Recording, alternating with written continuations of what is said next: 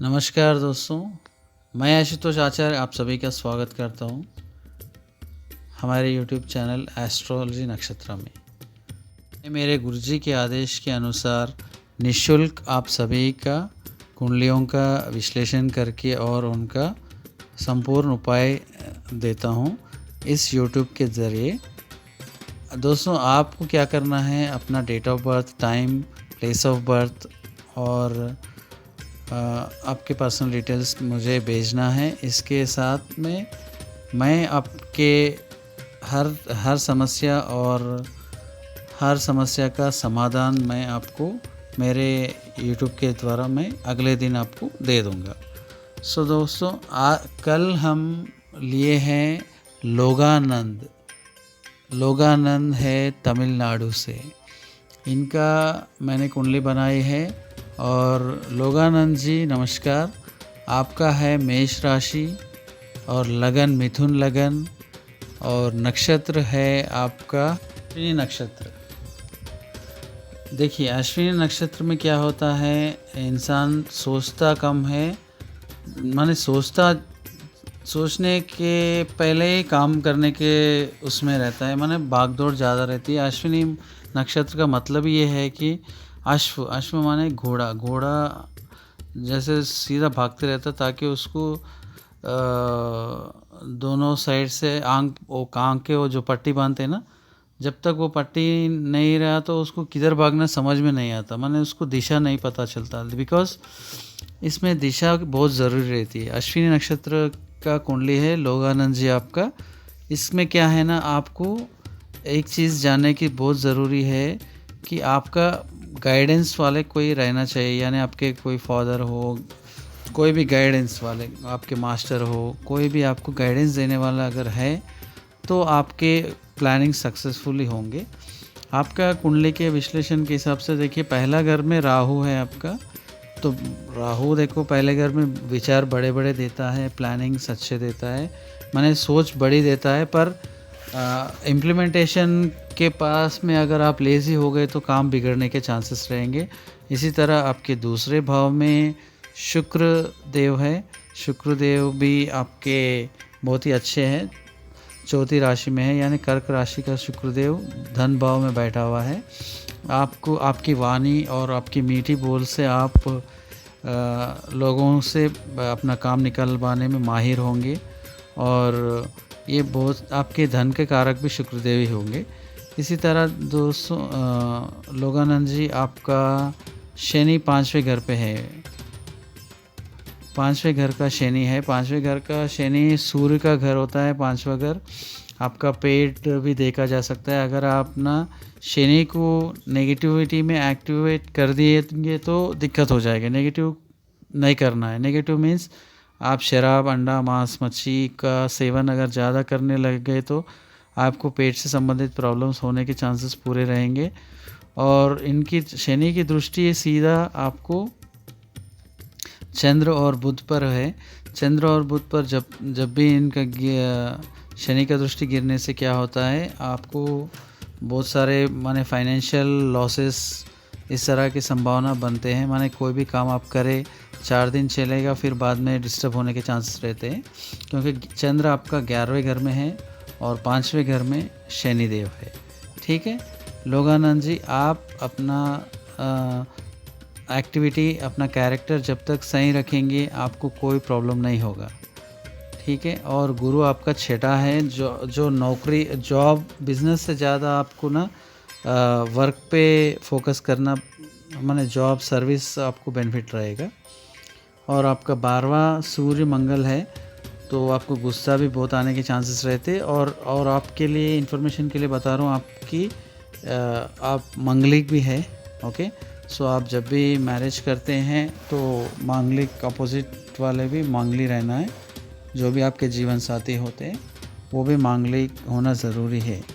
तो ये है आपकी कुंडली का डिटेल्स। योगानंद जी, आपने एक प्रश्न पूछा है कि आपका किसी शेयर्स में या किसी में इन्वेस्ट करके लॉस हो गए हैं, तो कोई आपने कमेंट किया है कि लॉस हो गए हैं, फिर वो पैसा आएगा या नहीं। वो आएगा या नहीं वो किस टाइम पे लगे आप इन्वेस्टमेंट और डिटेल्स तो आपने दिया नहीं है।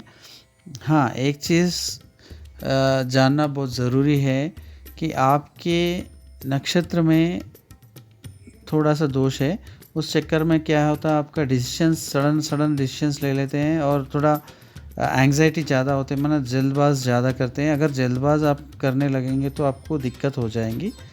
ठीक है लोगानंद जी, आपका इस कुंडली में उतना ख़राब नहीं है। और ऐसा मेन क्या है ना, शुक्र देव आपको सपोर्ट कर रहे हैं।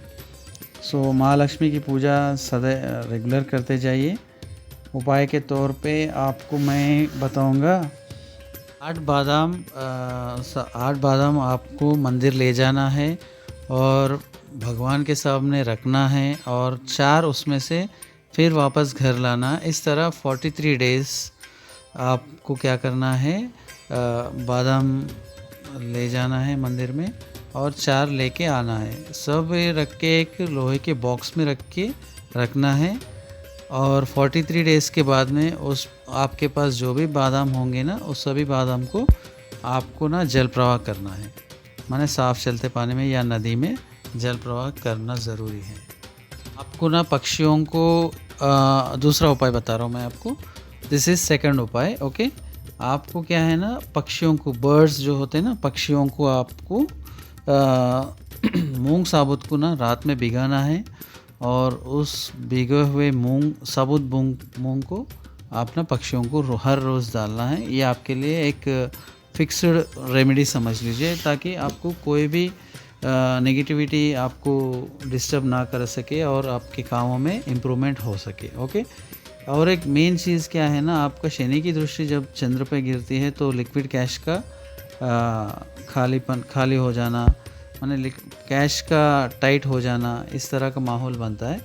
इसलिए आप क्या करते हैं, भैरव मंदिर में आपको ना दूध चढ़ाइए हर शनिवार, हो सके तो हर शनिवार चढ़ाइए, या नहीं तो रेगुलर भी चढ़ा सकते। जितना भी आप भैरव मंदिर में आप चढ़ाएंगे आपको बेनिफिट हो जाएगा।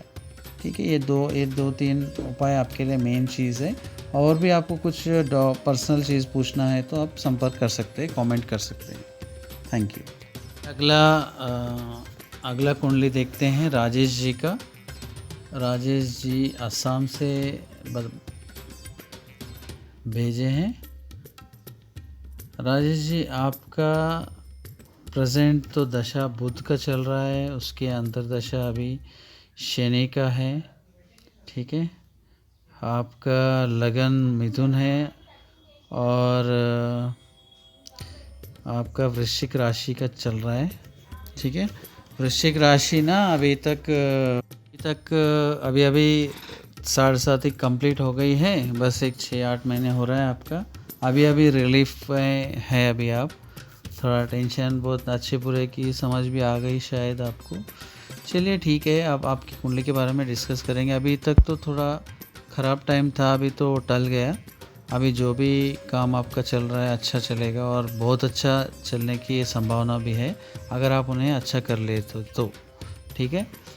आपका देखिए, पहला तो मिथुन लगन है और वृश्चिक राशि है, और दूसरी चीज़ तीसरे घर में आपका केतु है, यानी आपके भाई बहन 3 हो सकते हैं, या नहीं तो आपके फादर के 3 हो सकते हैं या मदर के 3 हो सकते हैं। एक सिम्टम है, साइन है, जो भी तीसरे केतु वाले होते हैं उनका ऐसा रहता है। और आपका ना एक जगह रुकने का काम नहीं रहता, आप बार बार फिरने का प्रोग्राम्स रहते हैं, यानी आप जो भी जॉब करना है या नहीं तो बिज़नेस करना है, यानी आपको घूमने फिरने का काम मिलेगा है ऑलमोस्ट, या नहीं तो बैठने का काम अगर मिल रहा तो ट्रांसफ़र्स होने के चांसेस भी रहेंगे।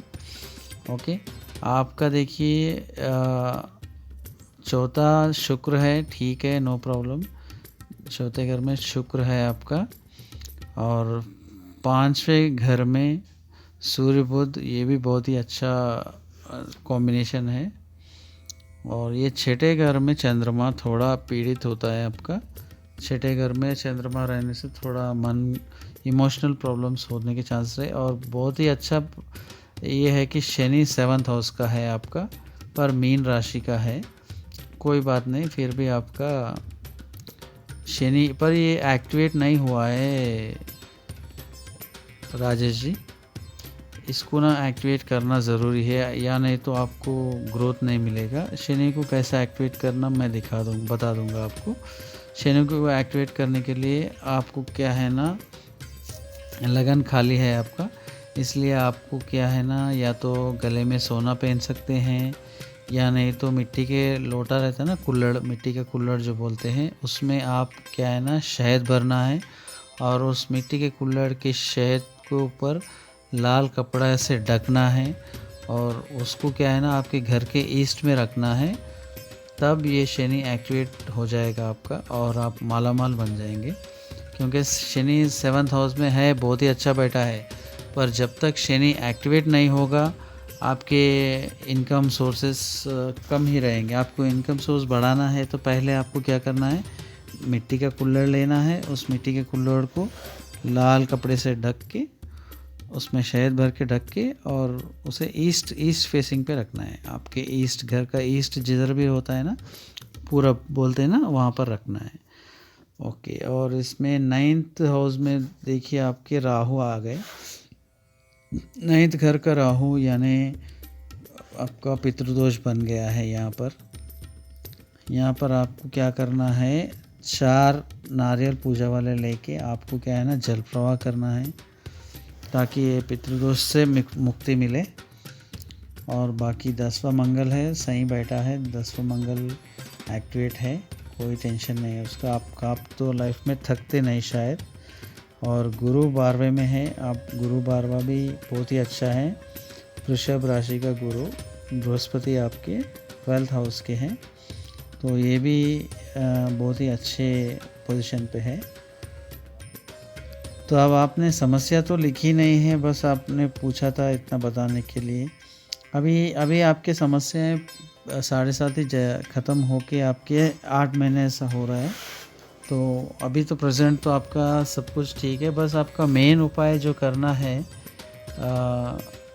ना रात के टाइम में दूध नहीं पीना चाहिए, क्योंकि दूध होता है चंद्रमा, और रात के टाइम में एक्टिवेट हो जाते हैं आप दूध पीने से, क्योंकि चंद्रमा आपका नीच होकर बैठा हुआ है, तो आपको ऑटोमेटिकली उसको एक्टिवेट करने से आपको नेगेटिव इफ़ेक्ट मिल सकता है।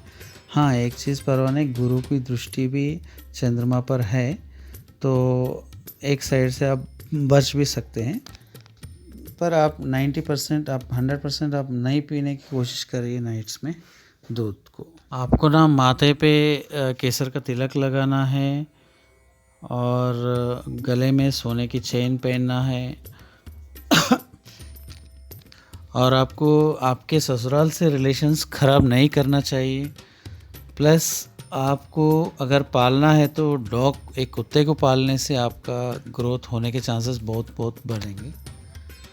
और इसी के साथ आपका नक्षत्र के बारे में बात करना है। आपका नक्षत्र है आरुद्र। आरुद्र मीन्स शिवजी का नक्षत्र है, पर आपको ना बहुत ही हुए तो बहुत गुस्सा ज़्यादा आता है ये, और जितना भी एक्टिविटी होता है आपका एक्टिविटी बहुत ही अच्छा होता है, पर एट द सेम टाइम आपको गुस्सा भी बहुत आता है। पर गुस्से को कंट्रोल करना बहुत ज़रूरी है, वरना इमोशनली होके डिप्रेशन के भी चांसेस होने के रहते हैं। इसलिए आप कभी भी ज़्यादा गुस्से में नहीं आना है, और ज़्यादा इमोशनल भी नहीं होना है। तो और चीज़ की जानकारी चाहिए तो आप कमेंट कर सकते हैं। और इसी के साथ आपका तो हो गया। अभी आपका कुछ और डाउट्स है तो आप कमेंट कर लीजिए राजेश जी। अगला हम बताएंगे सुमन जी का। सुमन जी भोपाल से, इनका कुंडली है के बारे में डिस्कस करेंगे। नमस्कार सुमन जी। सुमन जी, आपके कुंडली का है मिथुन राशि और वृषभ लगन का है आपका कुंडली, और नक्षत्र है पुनर्वसु नक्षत्र है, 2nd पाद का है। अभी आपका दशा चल रहा है शनि का और अंतर्दशा राहु का। तो आपकी कुंडली के बारे में डिस्कस करेंगे। अभी आपकी कुंडली में देखिए, पहला घर तो खाली है, दूसरा घर चंद्रमा है, तीसरा घर मंगल है और चौथा खाली है। पांचवा बुध ग्रह पांचवें घर में है और गुरु बृहस्पति और शुक्र छठवें घर में है और 10वें घर का शनि है और 12वें घर का केतु है। ये आपकी कुंडली का चार्ट का डिटेल्स है सुमन जी। अभी आपका तो क्या है ना, प्रॉब्लम समस्या तो बताए नहीं आपका लाइफ ना ऊपर माने हर बार उतार चढ़ाव चलते रहता आपका, माने आप लॉस होते रहती, फिर बिजनेस करती, फिर आगे पिकअप हो जाती। ऐसा नहीं कि ऐसा लॉस हो गया अब ख़त्म हो गई मेरी ज़िंदगी, इस तरह नहीं सोचती। अपना सेल्फ कॉन्फिडेंस ज़्यादा रहता है आपको और हर सिचुएशन को झेलने का कैपेसिटी रहता है आपको। सो आपको क्या है ना, कभी भी डरते नहीं, पहली चीज़। और दूसरी चीज़ क्या, आपको तो लिक्विड कैश की कमी कभी नहीं रहती लाइफ में और आपको ब्रदर्स एंड सिस्टर्स से आपका रिलेशंस अच्छा रहते हैं, क्योंकि आपको रखना भी बहुत ज़रूरी है, क्योंकि आपका मंगल 3rd हाउस में है। तो ब्रदर्स एंड सिस्टर्स से रिलेशन मेंटेन करने से आपका फ़ायदा होगा और आप मल्टी टैलेंटेड होने के चांसेस बहुत रहेंगे।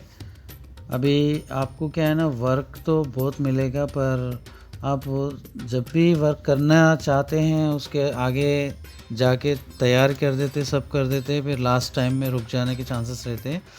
पर ऐसा करना आपके लिए बहुत ही हानिकारक होता है, इस तरह मत करिए। आपको मैं थोड़े रेमेडीज़ बता दूंगा, बाकी उतना कॉम्प्लिकेटेड कुंडली तो नहीं है आपका।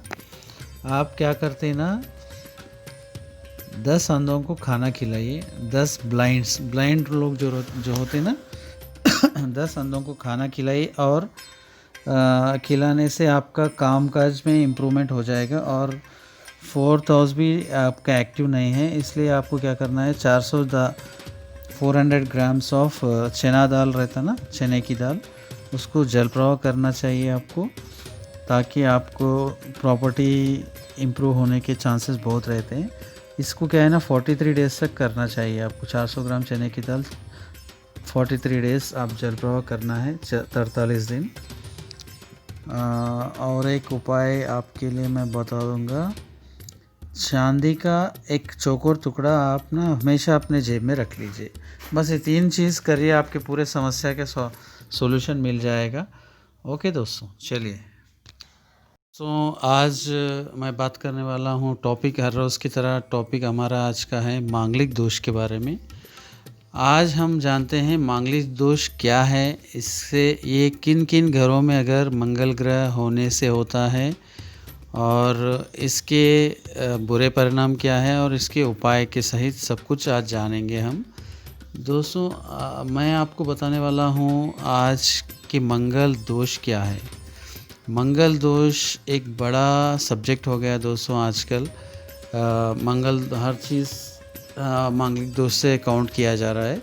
इसके बारे में आप ज़्यादा सोचिए मत, हर किसी की कुंडली में ये नहीं होता है। अगर आपकी कुंडली में मंगल दोष जानना है तो आपको बस ये काम करना है कि अपनी कुंडली खोल लीजिए, उसमें मंगल ग्रह किन किन भावों में है ये देखना है। अगर मंगल ग्रह 4था भाव, 7वां भाव, 8वां भाव, 12वां भाव और पहला भाव, इन भावों में अगर मंगल ग्रह बैठा हुआ है आपका, तो दोस्तों आपका मांगलिक दोष बनेगा। अगर इन भावों में मंगल के साथ अगर कोई दूसरा भी ग्रह बैठा, तब भी आपका मांगलिक दोष बनेगा।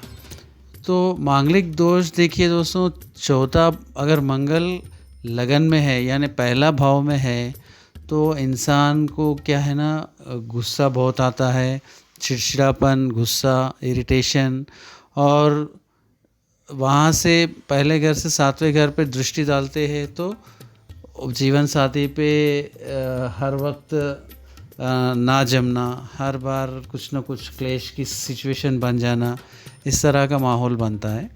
अगर वही चौथे भाव का मंगल हो तो जीवन साथी का सुख, कामकाज और लाभ तीन तीन जगहों पे दृष्टि डालते हैं दोस्तों। तो देखिए, अगर चौथा घर का मंगल है तो इन तीन घरों पे दृष्टि गिरती है उनकी, तब इन लाइफ पार्टनर के साथ संबंधित क्लेश हो सकते हैं, या और कामकाज जो भी आपका वर्क प्लेस रहता है, डेली इनकम सोर्स इनकम में रुकावट आते हैं, और प्रॉपर्टीज़ जो भी प्रॉपर्टीज़ होती हैं उसमें भी कमी लाती है। और इसी तरह सातवें भाव में अगर मंगल हो तो हमेशा जीवन साथी के प्रति दुखी होना पड़ता है, जिसका भी कुंडली में सातवें भाव में मंगल हो तो। और आठवें भाव में हर अनएक्सपेक्टेड प्रॉब्लम, दुर्घटना, धोखा जैसी स्थिति बन जाना और ऑब्स्टिकल्स ज़्यादा होने की संभावना रहते हैं। और वही मंगल 12वें भाव में आ गया तो व्यय का भाव है ये। व्यय के भाव में मंगल आने से हर वक्त जीवन साथी का मनमुटाव रहना, लड़ाई झगड़ा, इस तरह के माहौल बनते हैं। तो दोस्तों, आपको ओवरऑल इसका पूरे डिफरेंट हाउसेस में, अलग अलग घरों में अलग अलग स्थिति के बारे में बताया है। आपको जानना ये है कि किन घर, इसके बारे में डरिए मत और टेंशन मत होइए। अगर आपके मंगल इन घरों में हो तो आपको बस एक ही काम करना है। अगर आपका मंगल इन घरों में हो तो मेरे YouTube चैनल में जाना है, और उसमें हर भाव के बारे में लिखा है और उसके पूरे उपाय लिखे हुए हैं। अब वो उसमें पूरे उपाय बताए गए हैं, आप जाके चेक कर लीजिए। मंगल चौथा अगर है आपका तो मंगल चौथा बाय एस्ट्रोलॉजी नक्षत्र मारिए यूट्यूब में, आपको मिल जाएगा। उसका पूरा डिटेल्स, आपका टोटल इन्फॉर्मेशन एंड उसका उपाय के सहित मिल जाएगा। इसी तरह आपका जो भी भाव है वो भाव मारिए, एस्ट्रोलॉजी नक्षत्र बोल के मारिए, आपको पूरा उसका इन्फॉर्मेशन मिलता दोस्तों। सो लाइक, शेयर और सब्सक्राइब करना भूलिए मत, और कमेंट करके आप अपनी कुंडली का डिटेल्स बताइए। और इसी तरह आप मेरे अगले यूट्यूब में अगले वीडियो में आपका इन्फॉर्मेशन जानिए। सो दोस्तों, इसी के साथ मैं अपनी वाणी को विराम देता हूँ। धन्यवाद।